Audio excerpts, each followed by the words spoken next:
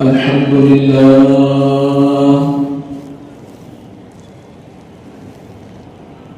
الحمد لله رب العالمين،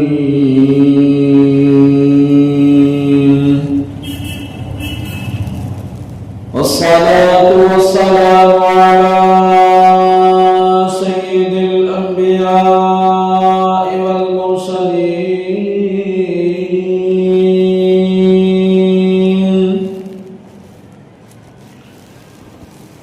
وعلى آله وأصحابه أجمعين.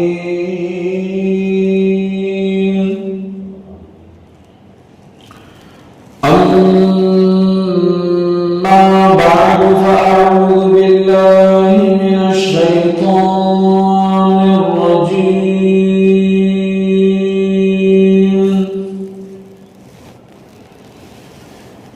بسم الله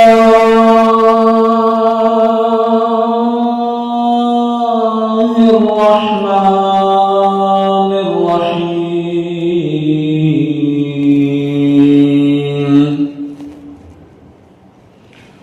يا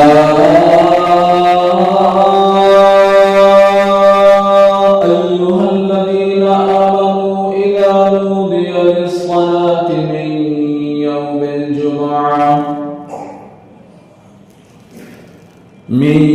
يوم الجمعة فاسعوا إلى ذكر الله وذروا البيع،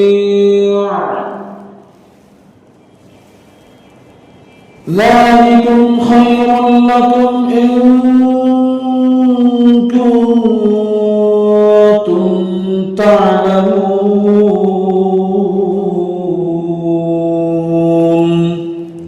صدق الله العظيم.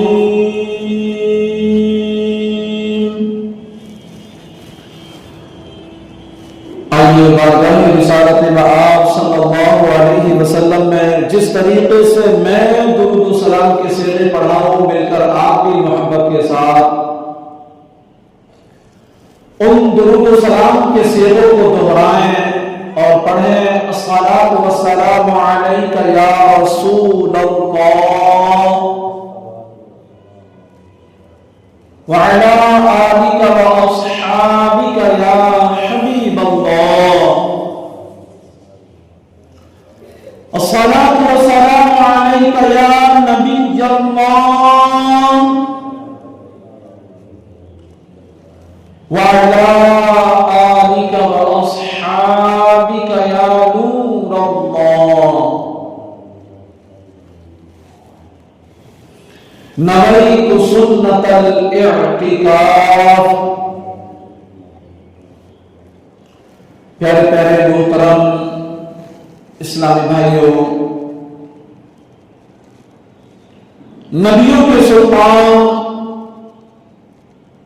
رحمت عالمیان، سردار دو جہان، محبوب رحمان صلی اللہ تعالی علیہ وآلہ وسلم کا فرمان برکت نشان ہے،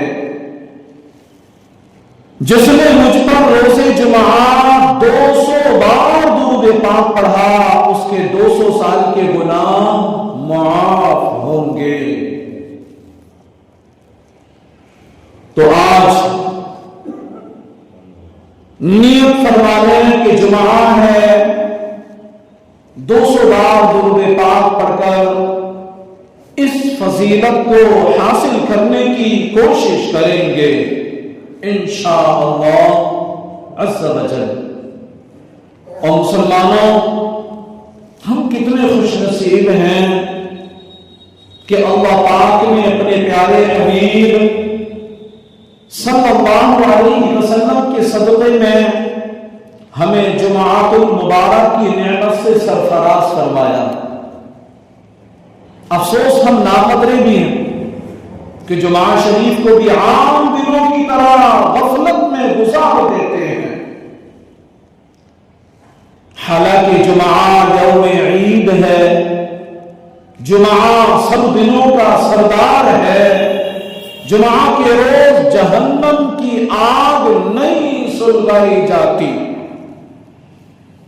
جمعہ کی رات دوزخ کے دروازے نہیں کھولتے، جمعہ کو بروز قیامت دلہن کی طرح اٹھایا جائے گا، جمعہ کے روز مرنے والا خوش نصیب مسلمان شہید کا رتبہ پاتا ہے اور عذاب قبر سے محفوظ ہو جاتا ہے۔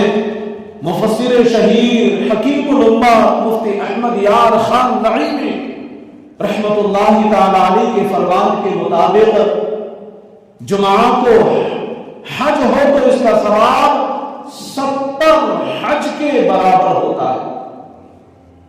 جمعہ کی ایک نیکی کا ثواب 70 گنا بڑھا دیا جاتا ہے، یعنی جمعہ کے دن کوئی بندہ ایک نیکی کرتا ہے، اللہ پاک اس کو 70 نیکیوں کے برابر ثواب عطا فرماتا ہے۔ اور یاد رہے کہ جمعہ کے دن اگر کوئی ایک گناہ کرے تو اللہ پاک اس کو 70 گناہ، اس گناہ کا ثواب، اس گناہ کا عذاب بھی دیتا ہے اسے۔ جس طریقے سے نیکی کا ثواب بڑھتا ہے، اسی طریقے سے گناہ کا وبال بھی بڑھ جاتا ہے۔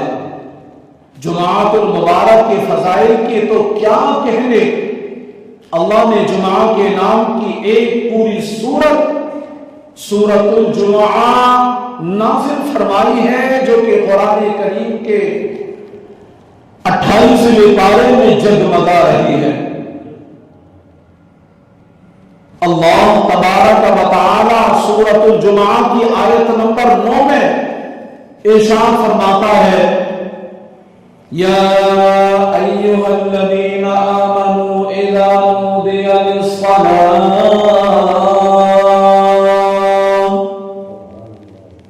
اے ایمان والو جب نماز کی آذان ہو جمعہ کے دن تو اللہ کے ذکر کی طرف دوڑو،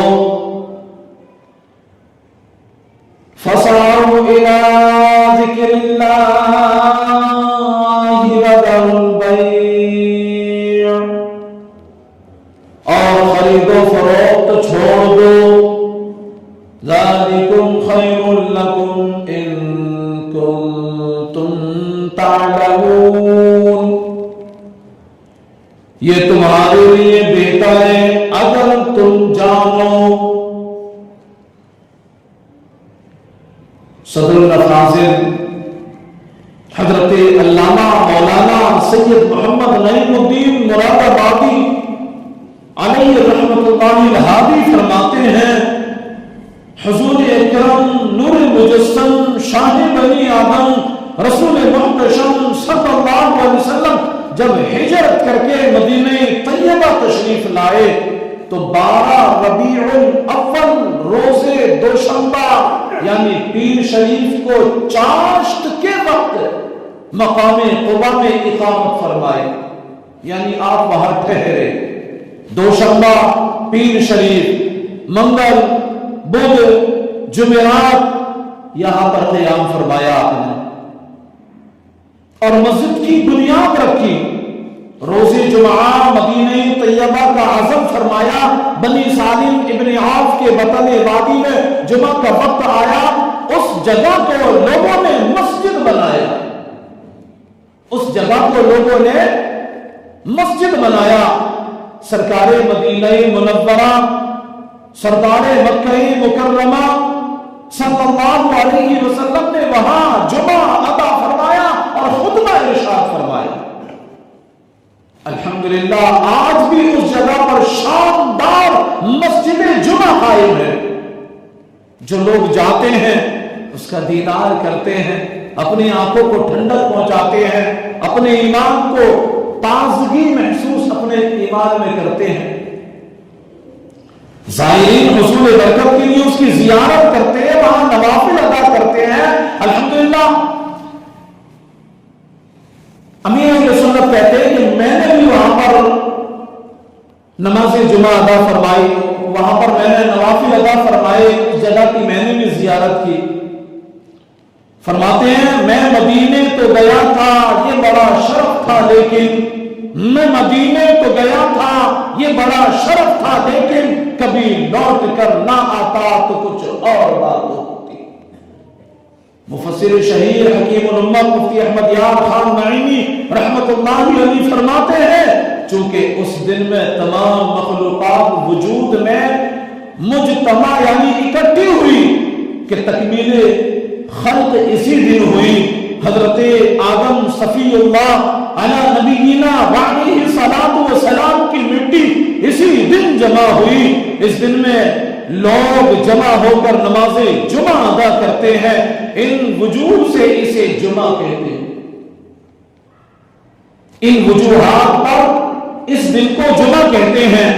اسلام سے پہلے اہل عرب اسے عروبہ کہتے تھے، اس دن کو عروبہ کہتے تھے۔ میرے نبی پاک صلی اللہ تعالی علیہ وسلم نے تقریباً 500 جمعے پڑھے ہیں اپنی زندگی میں۔ 500 جمعے میرے نبی پاک صلی اللہ علیہ وسلم نے پڑھے ہیں، اس لیے جمعہ بعد ہجرت شروع ہوا، جس کے بعد 10 سال نبی پاک صلی اللہ علیہ وسلم کی ظاہری زندگی شریف رہی۔ اس عرصے میں جمعے اتنے ہی ہوتے ہیں۔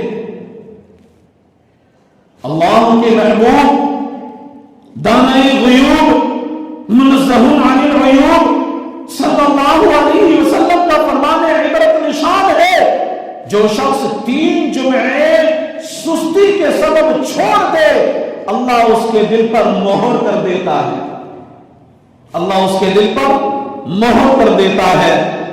جمعہ فرض عین ہے اور اس کی فرضیت ظہر سے زیادہ مؤکد ہے، اور اس کا منکر کافر ہے۔ جو جمعہ کا انکار کرے وہ کافر ہے۔ سرکار کائنات فخر موجودات صلی اللہ تعالی علیہ وسلم نے فرمایا جمعہ کے دن امامہ شریف باندھنے والے پر اللہ پاک رحمت نازل فرماتا ہے، اور ایک حدیث پاک میں جمعہ کے دن امامہ باندھنے والے پر درود بھیجتے، فرشتے درود بھیجتے۔ کیا شان ہے جو جمعہ کے دن واقعی اپنے حلیوں کو اسلامی حلیہ بناتے ہیں۔ اور پھر ایک حدیث پاک میں یہ بھی فرمایا گیا کہ یہ امامہ فرشتوں کا تاج ہے، یہ امامہ فرشتوں کا تاج ہے۔ اور نبی پاک صلی اللہ علیہ وسلم نے ارشاد فرمایا کہ تم فرشتوں کا تاج سروں پر سجا کر نماز پڑھا کرو کہ پروردگار عالم امامے کے ساتھ پڑھی جانے والی نماز کو 70 نمازوں کے برابر ثواب عطا فرماتا ہے، یعنی ان کا ثواب 70 گنا بڑھا دیتا ہے۔ حضرت حمید بن عبد الرحمن رضی اللہ تعالیٰ عنہما اپنے والد سے روایت کرتے ہیں، فرمایا جو شخص جمعہ کے دن اپنی ناخن کاٹتا ہے، اب توجہ کریں آپ، جو شخص جمعہ کے دن اپنے ناخن کاٹتا ہے اللہ پاک اس سے بیماریاں نکال کر اس کے اندر شفا داخل فرما دیتا ہے، بیماریوں کو نکال کر اس کے اندر شفا داخل فرما دیتا ہے۔ صدر الشریعہ بدر الطریقہ مولانا امجد علی اعظمی رحمۃ اللہ علیہ فرماتے ہیں حدیث پاک میں ہے جو جمعہ کے روز ناخن ترشوائے اللہ تعالیٰ اس کو دوسرے جمعہ تک بلاؤں سے محفوظ رکھے گا، اور 3 دن زائد یعنی 10 روز تک بلاؤں سے اس کی اللہ پاک حفاظت فرمائے گا۔ ہم سرکار کے امتی ہیں، نبی پاک صلی اللہ علیہ وسلم سے محبت کرنے والے ہیں، نبی پاک صلی اللہ علیہ وسلم کا کلمہ پڑھنے والے ہیں، آپ پر اپنی جانوں کو قربان کرنے والے ہیں۔ تو جب میرے نبی پاک صلی اللہ علیہ وسلم نے ارشاد فرما دیا کہ جمعہ کے دن ناخن تراشنا گویا بیماریوں سے چھٹکارا پانا ہے، تو اس پر ہمیں عمل کرنا چاہیے، کرتے ہیں الحمدللہ کثیر تعداد میں ہمارے اسلامی بھائی، لیکن جن کو ابھی خبر نہیں، ناواقف ہیں، وہ اس عمل سے روگردانی کرتے ہیں. تو آپ خود بھی اس پر عمل کیجئے اور دوسرے اسلامی بھائیوں کو اچھی اچھی نیتوں کے ساتھ اس میسج کو پہنچائیے، اس حدیث پاک کو پہنچائیے، تاکہ آپ کو اس کا ثواب ملے. اور صدر الشریعہ بدر الطریقہ علامہ مولانا امجد علی آدمی فرماتے ہیں جمعہ کے دن ناخن ترشوانا مستحب ہے. ہاں اگر زیادہ بڑھ گئے ہوں تو جمعہ کا انتظار نہ کریں. جمعہ کا انتظار اگر زیادہ بڑے ہو گئے تو نہ کریں، کہ ناخن بڑا ہونا اچھا نہیں، کیونکہ ناخنوں کا بڑا ہونا یہ تنگی رزق کا سبب ہے. یعنی گھروں میں تنگیاں آنا، گھروں میں بیماریاں آنا، رزق میں برکتیں نہ ہونا، برکتوں کا اٹھ جانا، یہ تمام چیزیں اسی وجہ سے ہوتی ہیں کہ ہم اپنی صاف صفائی کا خیال نہیں رکھتے. میرے نبی پاک صلی اللہ علیہ وسلم نے فرمایا جب جمعہ کا دن آتا ہے، سنیں، جب جمعہ کا دن آتا ہے تو مسجد کے ہر دروازے پر فرشتے آنے والے کو لکھتے ہیں. مسجد کے دروازے پر ہر آنے والے کا نام فرشتے لکھتے ہیں. جو پہلے آئے اس کو پہلے لکھتے ہیں. اور یہاں تک روایت فرمایا کہ جلدی آنے والا اس شخص کی طرح ہوتا ہے جو اللہ کی راہ میں ایک صدقہ کرتا. اس کے بعد آنے والا اس شخص کی مثل ہے جو ایک گائے صدقہ کرے اللہ کی راہ میں، پھر اس کے بعد میڈا صدقہ کرنے کے برابر، پھر اس کے بعد بکری ذبح کرنے کے برابر، پھر اس کے بعد مرغی، پھر انڈا، یوں جو ہے ترتیب بات اس کو ذکر کیا گیا. اور یہاں تک کہ جب لانچ ہو جاتی ہے تو فرشتے رجسٹر کو سمیٹ کر خطبہ سننا شروع کر دیتے ہیں. مفتی احمد یار خان نعیمی فرماتے ہیں بعض علماء کرام نے فرمایا کہ ملائکہ جمعہ کے طلوع فجر سے کھڑے ہوتے ہیں، بعض کے نزدیک آفتاب چمکنے سے، مگر حق یہ ہے کہ سورج ڈھلنے سے شروع ہوتے ہیں، کیونکہ اسی وقت سے وقت جمعہ شروع ہو جاتا ہے. وقت جمعہ اسی وقت سے شروع ہو جاتا ہے. معلوم ہوا کہ فرشتے سب آنے والوں کے نام جانتے ہیں. خیال ہے کہ اگر اولاً 100 آدمی ایک ساتھ مسجد میں آئے تو وہ سب اول ہی مانے جائیں گے. حجت الاسلام حضرت سیدنا امام محمد غزالی رحمت اللہ تعالی علیہ فرماتے ہیں پہلی صدی میں سحری کے وقت اور فجر کے بعد راستوں کو لوگوں سے بھرا ہوا دیکھا جاتا تھا. وہ چراغ لیے ہوئے نماز جمعہ کے لیے جامع مسجد کی طرف جاتے گویا عید کا دن ہو. ایسی چہل پہل ہوا کرتی، ایسی رونقیں ہوا کرتی، لگتا تھا عید کا دن ہے. حتیٰ کہ یہ سلسلہ ختم ہو گیا، پس کہا گیا کہ اسلام میں جو پہلی بدعت ظاہر ہوئی، اسلام میں جو پہلی بدعت ظاہر ہوئی وہ جامع مسجد کی طرف جلدی جانے کو چھوڑنا. افسوس مسلمانوں کو کسی طرح یہودیوں سے حیا نہیں آتی کہ وہ لوگ اپنی عبادت گاہوں کی طرف ہفتے اور اتوار کے دن صبح سویرے جاتے ہیں اور طلبگارانی دنیا خرید و فروخت اور دنیا کو کمانے، دنیا کا نفع حاصل کرنے کے لیے سویرے سویرے جاتے ہیں. آج مسلمانوں کی تعداد ہے کہ جب کمائی کا معاملہ ہوتا ہے، جب دنیا کمانے کی بات آتی ہے، جب کاروبار چلانے اور نفع زیادہ حاصل کرنے کی بات آتی ہے، تو لوگ یہ نہیں دیکھتے کہ ابھی 3 بج رہے ہیں رات کے، 4 بج رہے ہیں رات کے، ابھی 5 بج رہے ہیں صبح کے، 6 بج رہے ہیں صبح کے. یہ نہیں دیکھتے بلکہ وہ اٹھتے ہیں اور زیادہ کمانے کے لیے، دنیا زیادہ اکٹھا کرنے کے لیے چل پڑتے. لیکن جب بات آتی ہے رب کائنات کو منانے اور اسلام کے مشن کو اپنانے کی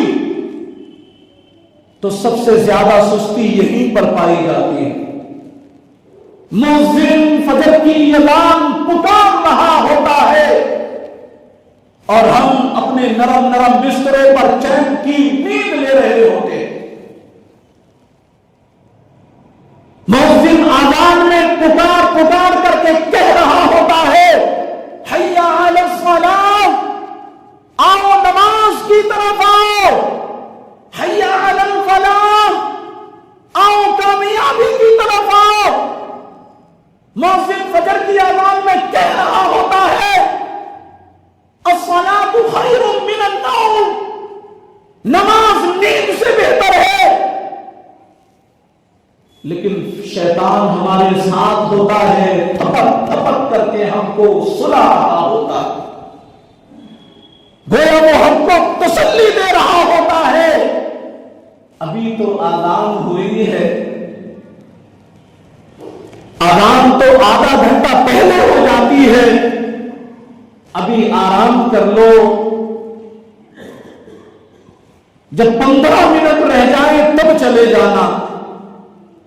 وقت گزرتا جاتا ہے، جماعت کھڑے ہونے میں 15 منٹ رہ جاتے ہیں، شیطان پھر وسوسہ ڈالتا ہے 15 منٹ باقی ہیں، 10 منٹ رہ جائے تب چلے جانا، یہاں تک کہ شیطان تھپ تھپاتا ہے، سلا دیتا ہے، آنکھ لگ جاتی ہے، کب نماز کا وقت نکل گیا، کب فجر کا وقت ختم ہو گیا پتہ ہی نہیں چلتا، پتہ ہی نہیں چلتا، اور پھر ہم اپنی نماز کو قضا کر ڈالتے ہیں۔ اور مسلمانوں، یہاں پر ایک حدیث پاک اپنے ذہن نشین کر لو۔ اللہ کے رسول مقبول بی بی آمنہ کے گلشن کے مہکتے پھول، نبی آخر الزمان خاتم پیغمبران جناب محمد الرسول اللہ صلی اللہ تعالی علیہ وسلم نے ارشاد فرمایا، جو جان بوجھ کر ایک وقت کی نماز قضا کرتا ہے، بلا عذر شرعی جان بوجھ کر ایک وقت کی نماز قضا کرتا ہے، اللہ پاک اس کا نام جہنم کے دروازے پر لکھ دیتا ہے۔ اور یہاں تو جان بوجھ کر نمازیں جانا تو دور کی بات ہے، نماز پڑھتے نہیں ہیں، قضا کرنا، یہ تو قضا کرنے والے کے حکم میں پڑھتا ہے وہ نماز پڑھتا ہے، لیکن وقت کا خیال نہیں، نماز کا وقت نکل گیا قضا کر کے پڑھتا ہے، اس کے تعلق سے یہ حدیث پاک ہے۔ لیکن یہاں معاملہ الٹ ہے، یہاں معاملہ الٹ ہے کہ ہم تو نماز پڑھتے ہی نہیں، قضا نہیں، پڑھتے ہی نہیں۔ اچھا، جو نماز نہیں پڑھتے ان پر وبال کیسا آتا ہے؟ اللہ تبارک و تعالیٰ کی ناراضگی ان پر کیسے نازل ہوتی ہے؟ تو آؤ میں آپ کو اس کے تعلق سے بھی ایک جھلک دکھلا دوں۔ حضور غوث پاک رحمت اللہ تعالی کا دربار لگا ہوا ہے، لوگ آتے اپنے مسائل ذکر کرتے اور پھر من کی مرادی پا کر جاتے۔ ایک شخص آتا ہے، بارگاہ غوثیت مآب میں حاضر ہوتا ہے، عرض کرتا ہے حضور میرے گھر میں بڑی پریشانیاں ہیں، بڑی دقتیں ہیں، بیماریاں جانے کا گھر سے نام ہی نہیں لیتی، بیماریوں نے گھر میں ڈیرا ڈالا ہوا ہے، عجیب بے چینی رہتی ہے، عجیب بے قراری رہتی ہے، تمام گھر پریشان ہے، تمام گھر مصیبت میں گھرا ہوا ہے۔ حضور کوئی وظیفہ بتا دیں یا کوئی تعویذ دے دیں۔ کرم فرما دیں تو میرے آقا نعمت حضور غوث پاک رحمت اللہ تعالی علیہ نے ارشاد فرمایا کہ تمہارا مکان کہاں ہے؟ اس شخص نے کہا حضور وہ مین راستے پر جو فلاں مکان ہے وہ میرا ہی مکان ہے۔ تو حضور غوث پاک رحمت اللہ تعالی علیہ نے ارشاد فرمایا کہ تمہارے مکان کا جو دروازہ ہے اس پر گیٹ لگا ہے؟ کہ نہیں۔ کہا پھر ایسا کرو اپنے مکان کے مین دروازے پر پردہ ٹانگ دو، پردہ ڈال دو۔ اس نے کچھ اور پوچھنے گچھنے کی بجائے گیا، پردہ بازار سے لایا خرید کر، اچھے طریقے سے اس کو سلوایا بنوایا، دروازے پر ڈال دیا۔ 8 دن گزرے، وہ شخص پھر تحفہ لے کر کے بارگاہ غوثیت میں حاضر ہوتا ہے، عرض کرتا ہے حضور اللہ کا بڑا کرم ہے، اللہ پاک نے پریشانیاں ختم کر دی، اب سکون ہی سکون ہے، اب میرے گھر میں رب کی رحمتیں نازل ہوتی ہیں۔ لیکن حضور سمجھ میں یہ نہیں آتا، آپ نے نہ کوئی وظیفہ بتایا، نہ کوئی عمل بتایا، نہ کوئی تعویذ دیا، صرف دروازے پر پردے کا حکم دیا، میں نے پردہ ڈالا، اللہ پاک نے میرے گھر میں رحمت کی نگاہ ڈالی اور تمام پریشانیوں کو دور کر دیا۔ اس میں حکمت کیا ہے؟ اس میں حکمت کیا ہے؟ تو اب سنو، حضور غوث اعظم رحمت اللہ تعالی نے ارشاد فرمایا کہ سنو، اصل میں تمہارا گھر مین راستے پر تھا اور اس راستے سے بے نمازیوں کا بھی گزر ہوتا تھا۔ توجہ کرنا، میرے حضور غوث اعظم فرماتے ہیں کہ تمہارے گھر میں بے نمازیوں کی نگاہ پڑتی تھی، اگرچہ تمہارے گھر میں سب نماز پڑھنے والے ہیں، لیکن جب تمہارے گھر میں بے نمازیوں کی نگاہ جاتی تھی تو ان بے نمازیوں کی نگاہ جانے کی وجہ سے تمہارے گھر کا سکون ختم ہو گیا تھا، تمہارے گھر کی برکتیں ختم ہو گئی تھی، تمہارے گھر کے جو ہے برکتیں ختم ہو گئی اور تمہارے گھر میں نحوستیں داخل ہو گئی ان بے نمازیوں کی بد نظری کی وجہ سے۔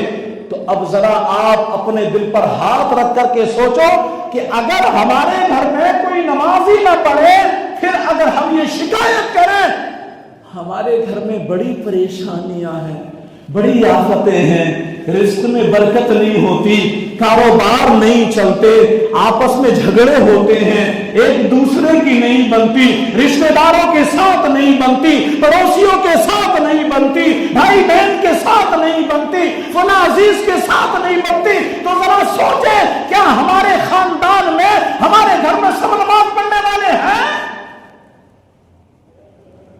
کیا ہمارے گھر میں سب نمازی ہیں؟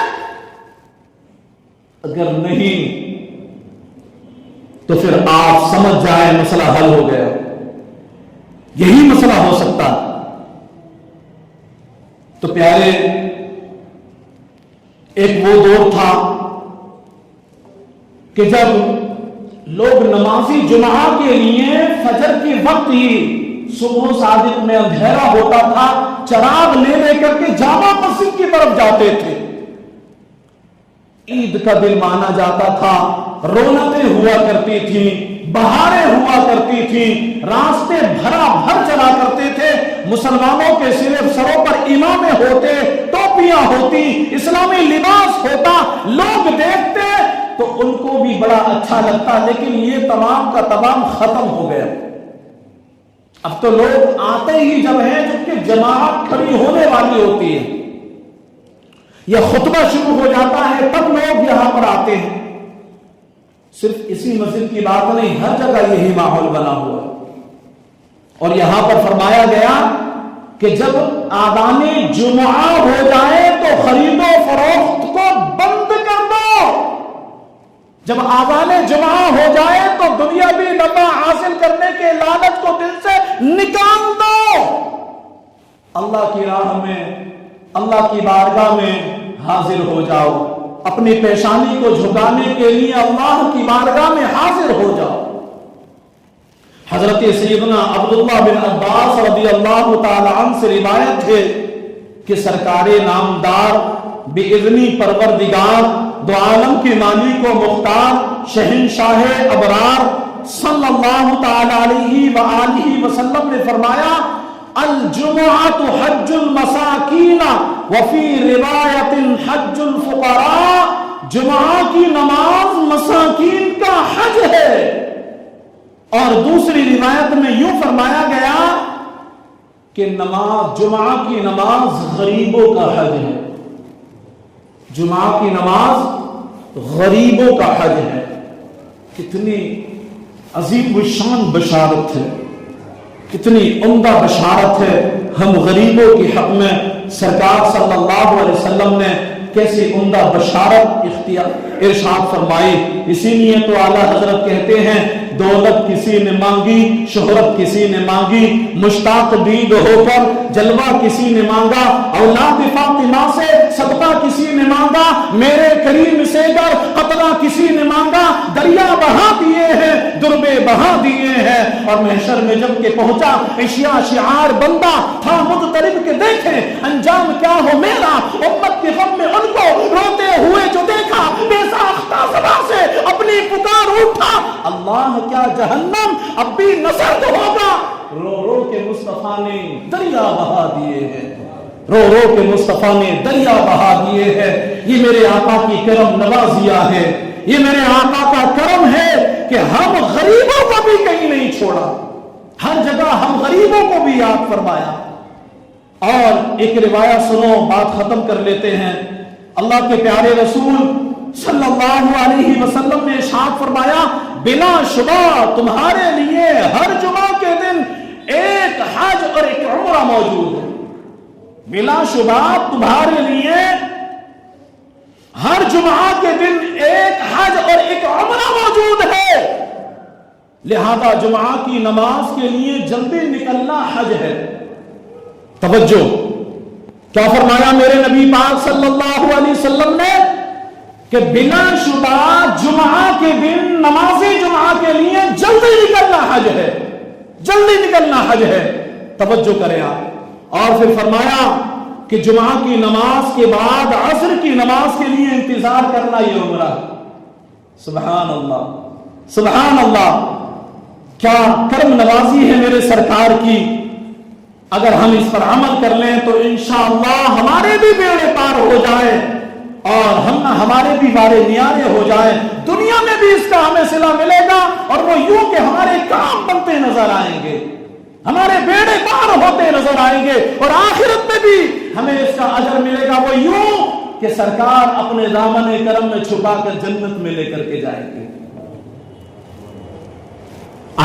کسی عاشق رسول نے کہا تھا نا، سرکار سے وابستہ جو انسان نہیں ہے وہ لاکھ پڑے کلمہ مسلمان نہیں ہے، اور جس دل میں نہیں عشق شہنشاہ مدینہ مردہ ہے وہ دل، اس میں کوئی جان نہیں ہے۔